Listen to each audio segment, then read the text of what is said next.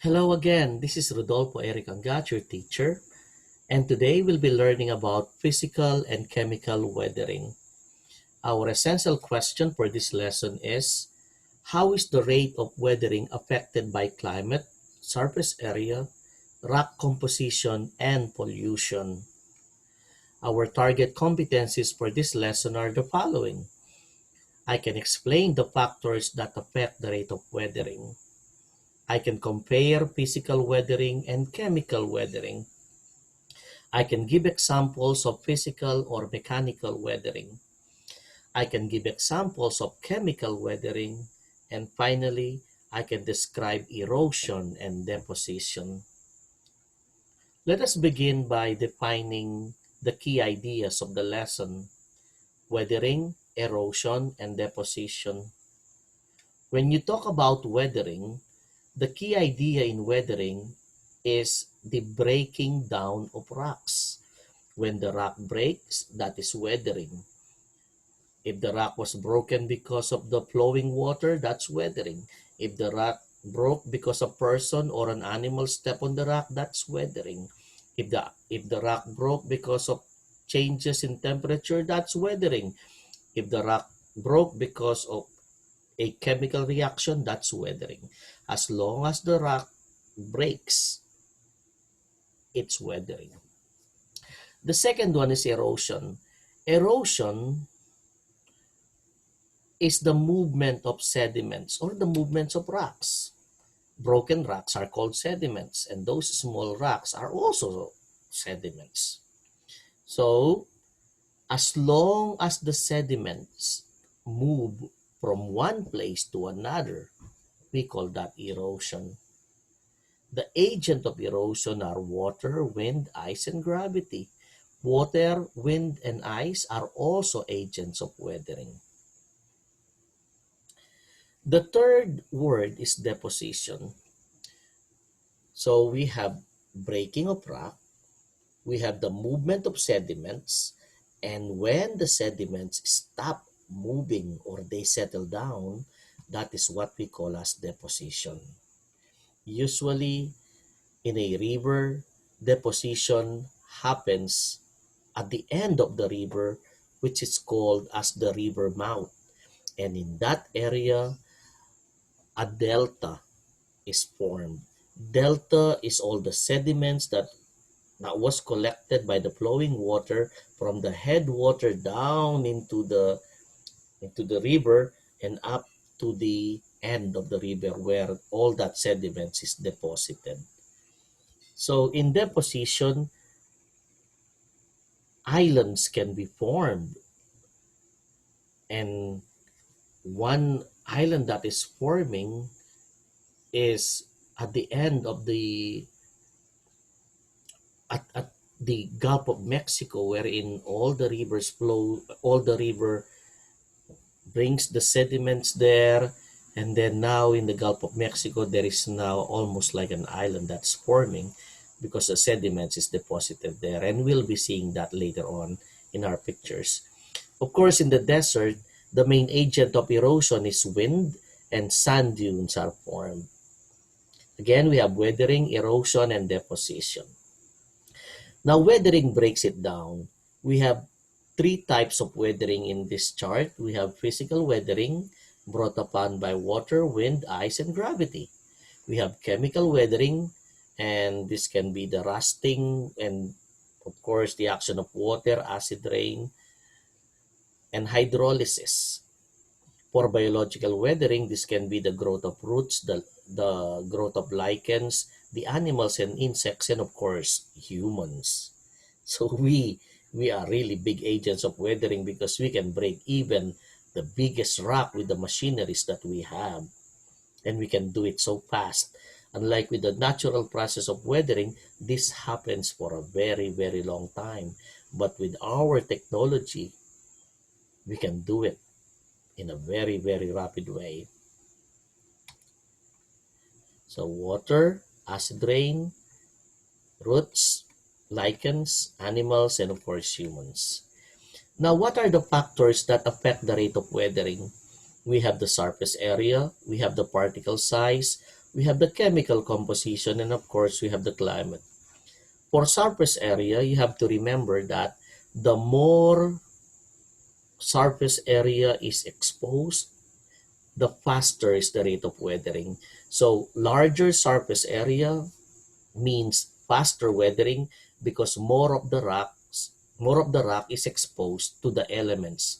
The elements include the water, the wind, and the ice. Particle size. Larger particles weather slower and smaller particles weather at a faster rate. Now, if you have a boulder, that's a big rock. So a boulder has only its outside exposed to the elements. The inside is not exposed. So only the outside is weathered by the elements. However, if you break that boulder into pieces, into small pieces, then larger surface area of that original boulder will be exposed when it's broken into small pieces, thus bringing us back to the first one. Surface area makes the weathering faster. The next one after particle size is chemical composition. So what is the rock made of? If the rock is made up of minerals that are soluble with water, then they would easily break. So the weathering will be faster. If the minerals that make up the rocks are not soluble to water, then it would take a very, very long time for that rock to break. Last one is climate. In chemical weathering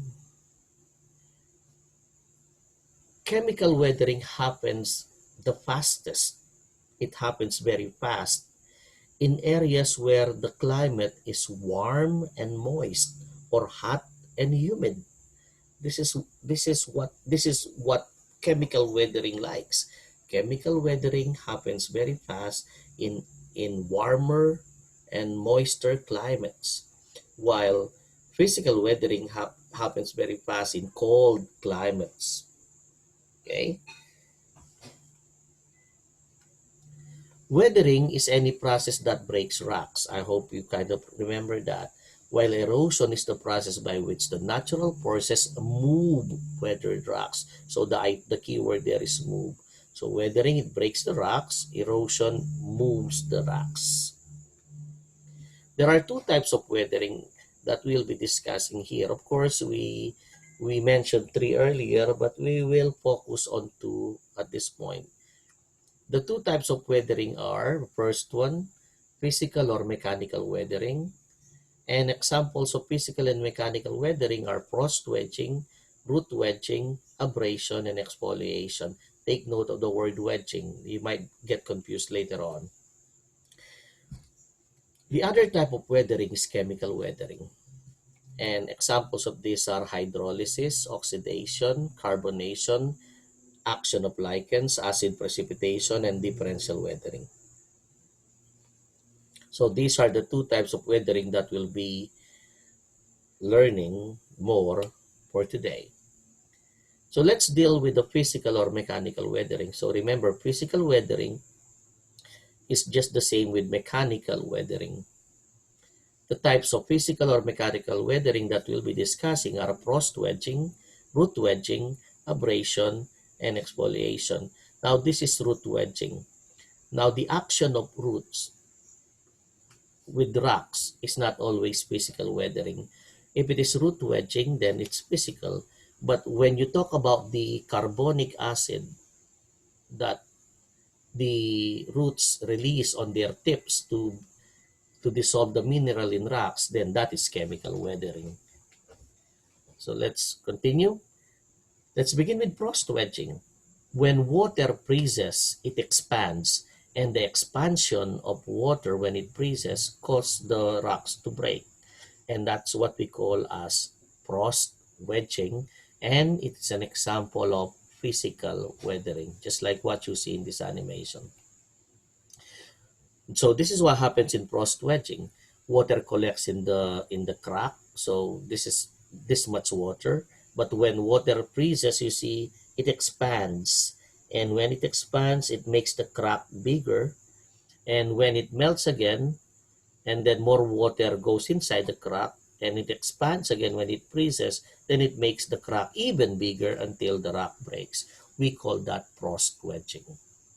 And it's an example of physical or mechanical weathering.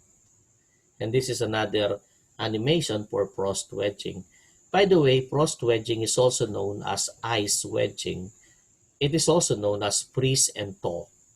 So kind of remember the other terminologies about frost wedging. Another example of mechanical or physical weathering is thermal expansion.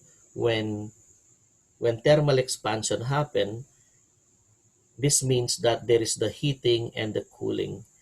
Heating and cooling can rapidly cause rocks to break. Okay, just try to imagine this one. You have a glass and then you put hot water in that glass and then you pour it away that hot water and then now you put cold water. What do you think will happen to the glass of water? It will break because that's thermal expansion. So it was cold or it was hot and then you put cold, of course it would break. Okay, well, of course, some materials are more resistant to that. They are stronger, but most would break.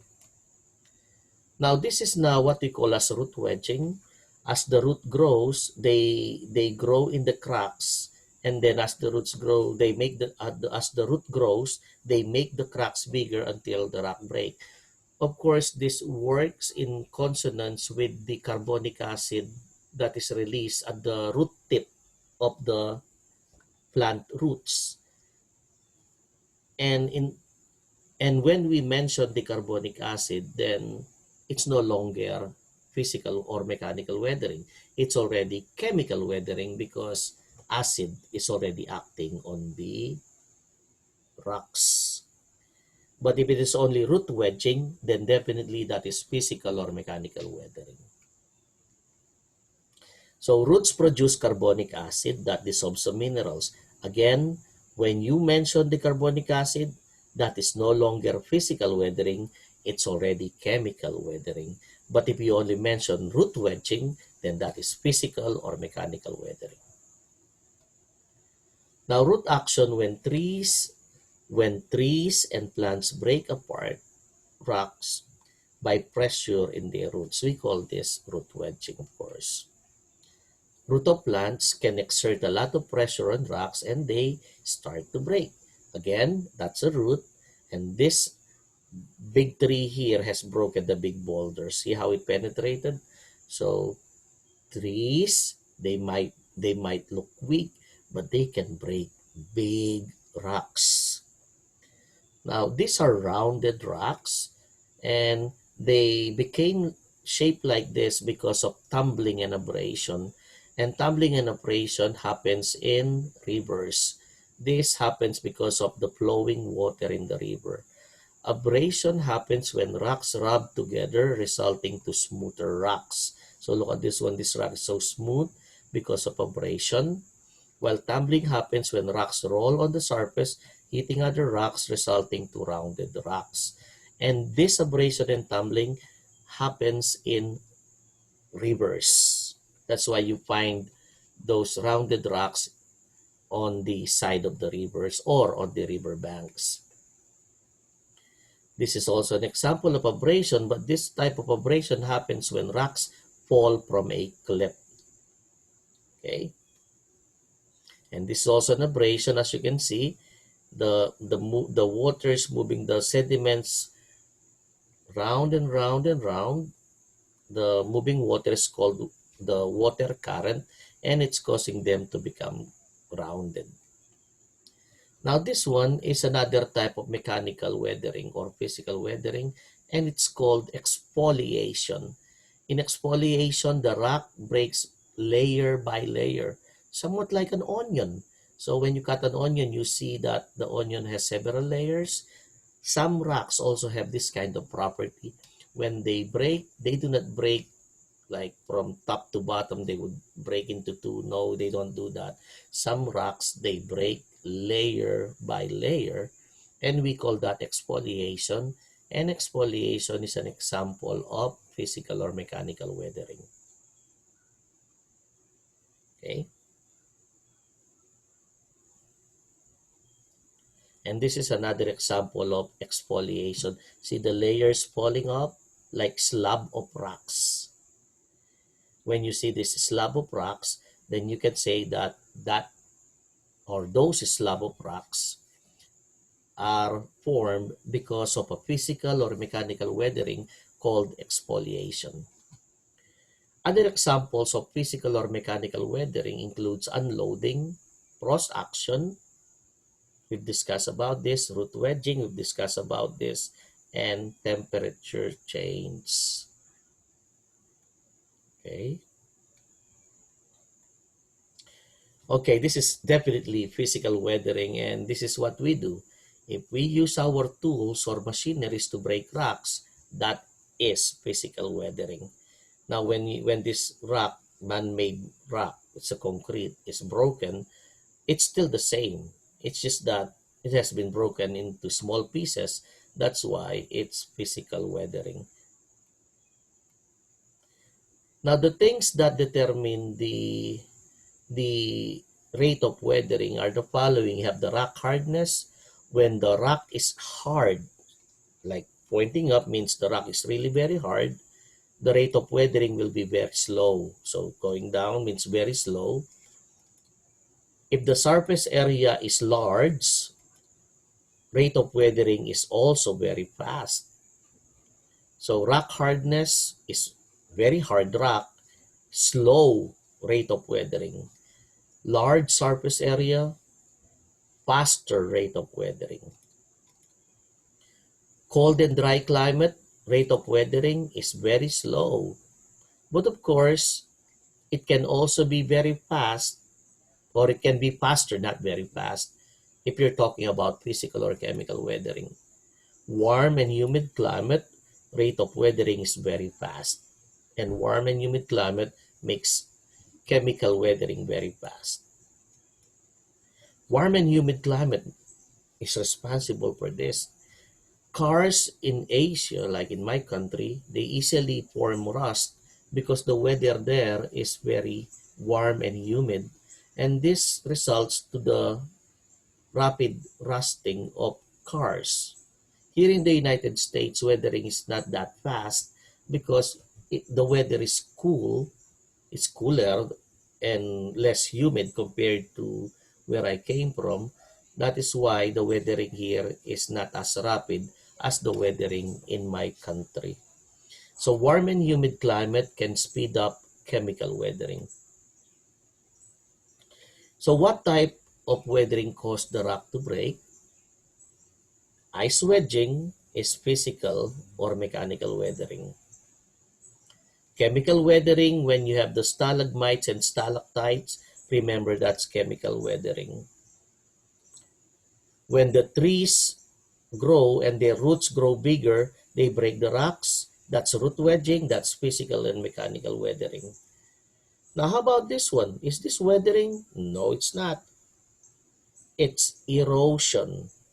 However, if this flying dust hit rocks, then it can cause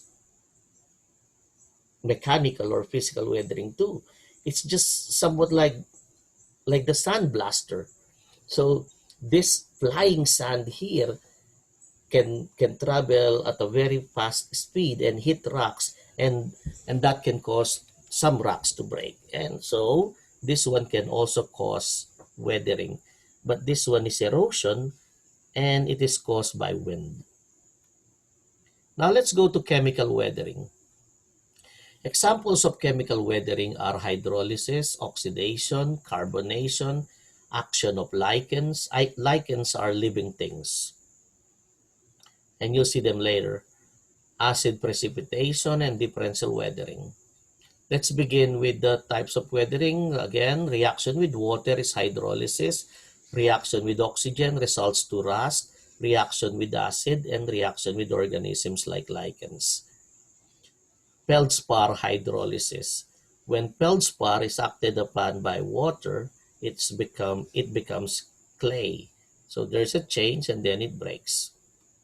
Now, so that's chemical weathering because it changed to another type of rock. Unlike with physical weathering, it's still the same type of rock.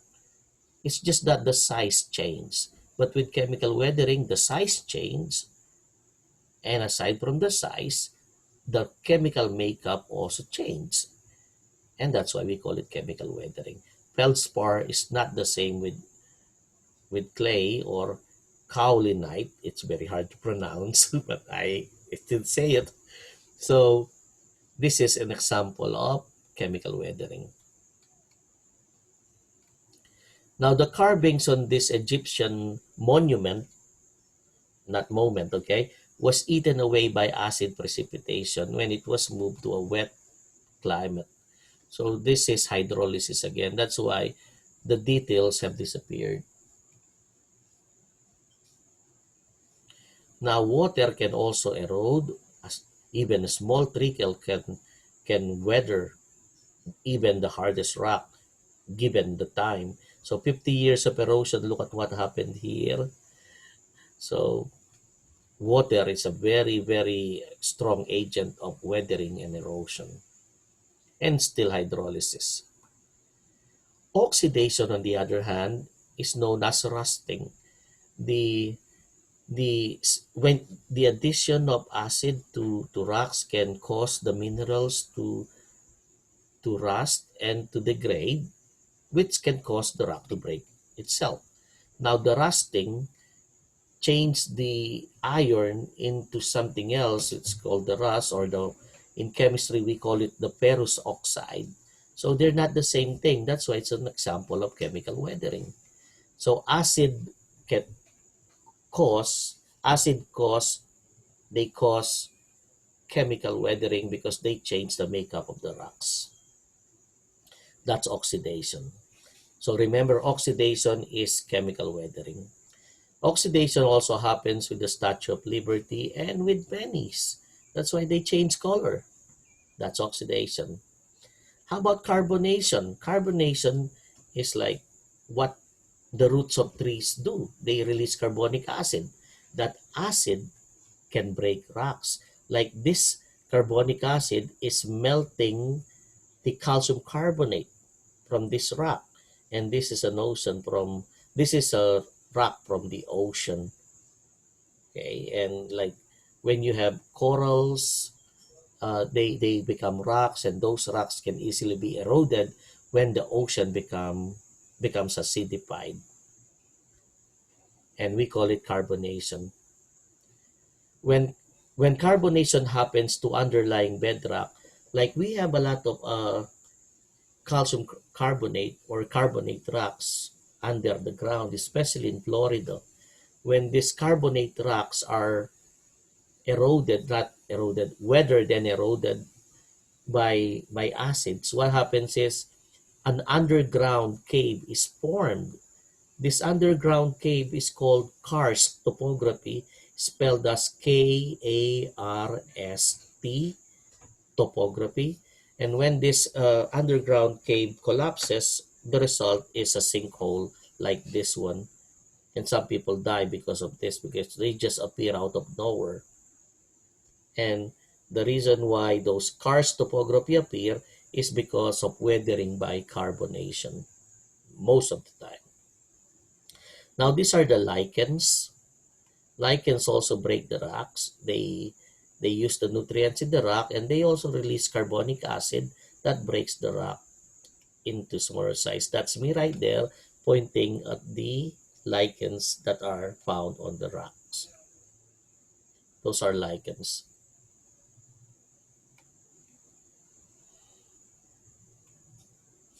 Now, acid precipitation is produced by carbon dioxide and polluted air reacting with water in the atmosphere. Whenever we drive our car, or whenever they produce something from the factory, and they release carbon dioxide into the air, this carbon dioxide can react with the water in the atmosphere and produce acid rain. This acid rain can chemically break rocks, leading to chemical weathering. Now this one is an example of differential weathering. What happens here is that the minerals present in the middle that were present in the middle.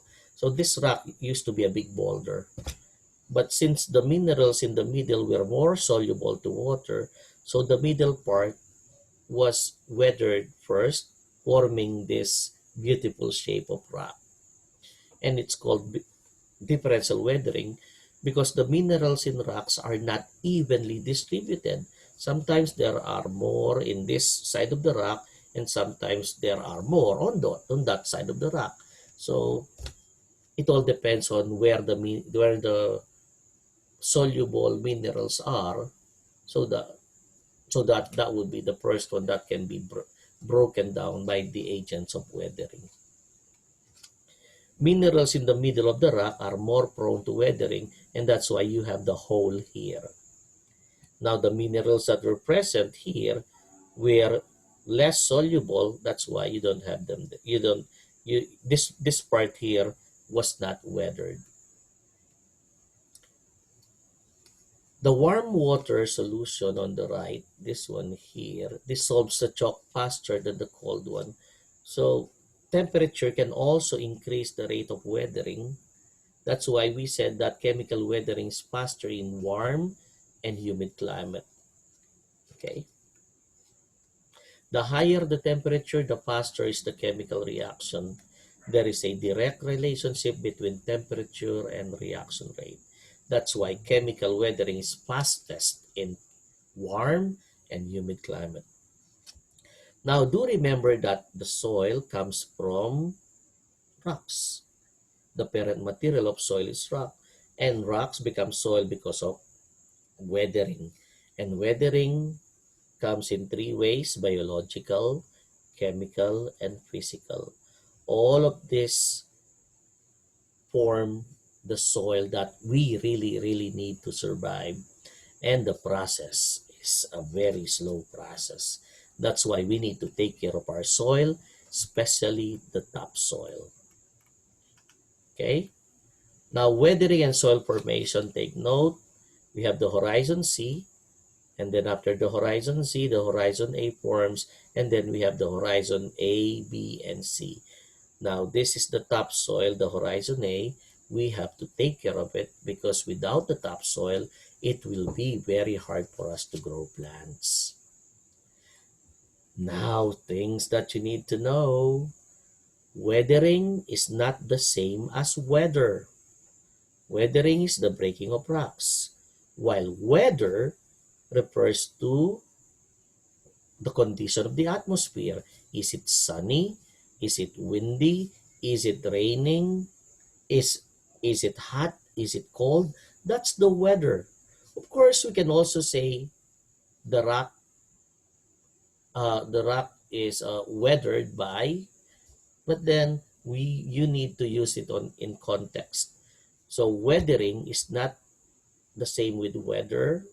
So weather refers to the condition of the atmosphere, and weathering refers to the breaking of rocks. So don't get confused between the two. Oh, this is a mudslide, somewhat like the lahar that we've seen before, remember? Okay. And this is an example of erosion caused by gravity. Erosion happens where the flow hits the side of the river. Look at this one.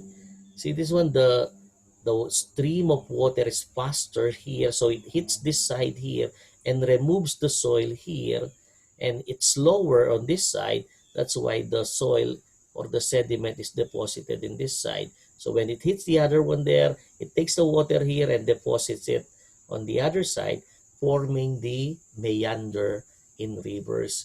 This is the reason why rivers are not straight.